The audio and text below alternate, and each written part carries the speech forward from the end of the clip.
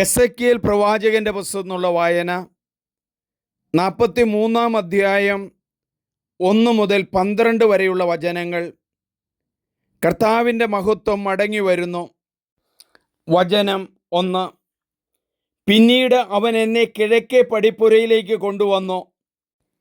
ഇസ്രായേലിൻ്റെ ദൈവത്തിൻ്റെ മഹത്വം അതാ കിഴക്കുനിന്നു വരുന്നു.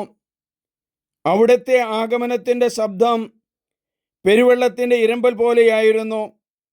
ഭൂമി അവിടുത്തെ തേജസ് കൊണ്ട് പ്രകാശിച്ചു. നഗരം നശിപ്പിക്കാൻ അവിടുന്ന് വന്നപ്പോൾ എനിക്കുണ്ടായ ദർശനവും കേബാർ നദീതീരത്തു വച്ച് എനിക്കുണ്ടായ ദർശനവും പോലെ തന്നെയായിരുന്നു ഇപ്പോഴത്തേതും. ഞാൻ കമിഴ്ന്നു വീണു. കർത്താവിൻ്റെ മഹത്വം കിഴക്കേ പടിപ്പുരയിലൂടെ ദേവാലയത്തിൽ പ്രവേശിച്ചു. അപ്പോൾ ആത്മാവ് എന്നെ ഉയർത്തി ഉള്ളിലെ അങ്കണത്തിലേക്ക് കൊണ്ടുവന്നു.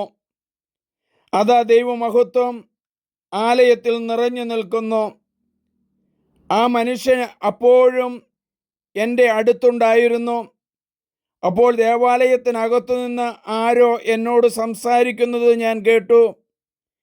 അത് ഇപ്രകാരമായിരുന്നു: മനുഷ്യപുത്ര, എൻ്റെ സിംഹാസനവും പാദപീഠവും ഇസ്രായേൽ മക്കളുടെ ഇടയിൽ ഞാൻ നിത്യമായി വസിക്കുന്ന ഇടവും ഇതാണ്.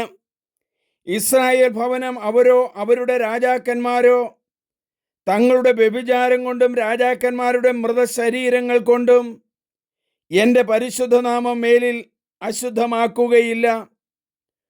അവർ തങ്ങളുടെ ഉമ്രപ്പടികളും വാതിൽപ്പടികളും എൻ്റെ ഉമ്രപ്പടികൾക്കും വാതിൽപ്പടികൾക്കും അരുകിൽ സ്ഥാപിച്ചു.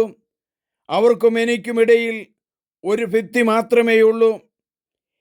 തങ്ങളുടെ മ്ലേച്ഛതകൾ വഴി എൻ്റെ പരിശുദ്ധ നാമത്തെ അവർ അശുദ്ധമാക്കി. അതുകൊണ്ട് ഞാൻ അവരെ കോപത്തിൽ നശിപ്പിച്ചു. അവർ തങ്ങളുടെ അവിശ്വസ്തതയും രാജാക്കന്മാരുടെ മൃതശരീരങ്ങളും എന്നിൽ നിന്നും ദൂരെ മാറ്റട്ടെ. അപ്പോൾ ഞാൻ അവരുടെ മധ്യേ എന്നെന്നും വസിക്കും. മനുഷ്യപുത്ര, ഇസ്രായേൽ ഭവനം തങ്ങളുടെ അകൃത്യങ്ങളെപ്പറ്റി ലജ്ജിക്കേണ്ടതിന് ദേവാലയവും അതിൻ്റെ അളവും രൂപവും നീ അവർക്ക് വിവരിച്ചു കൊടുക്കുക.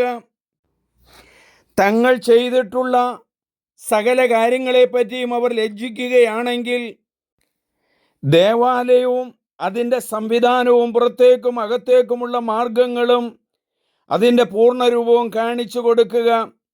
അതിൻ്റെ എല്ലാ നിയമങ്ങളും ചട്ടങ്ങളും അവരെ അറിയിക്കുക. ഈ നിയമങ്ങളും ചട്ടങ്ങളും അവർ പാലിക്കേണ്ടതിന് അവർ കാണെ അവ എഴുതി വയ്ക്കുക. ദേവാലയത്തിൻ്റെ നിയമം ഇതാണ്: മലമുകളിൽ ദേവാലയത്തിനു ചുറ്റുമുള്ള സ്ഥലം മുഴുവൻ ഏറ്റവും വിശുദ്ധമായിരിക്കും. ഇതാണ് ദേവാലയത്തിൻ്റെ നിയമം. നമുക്ക് പ്രാർത്ഥിക്കാം.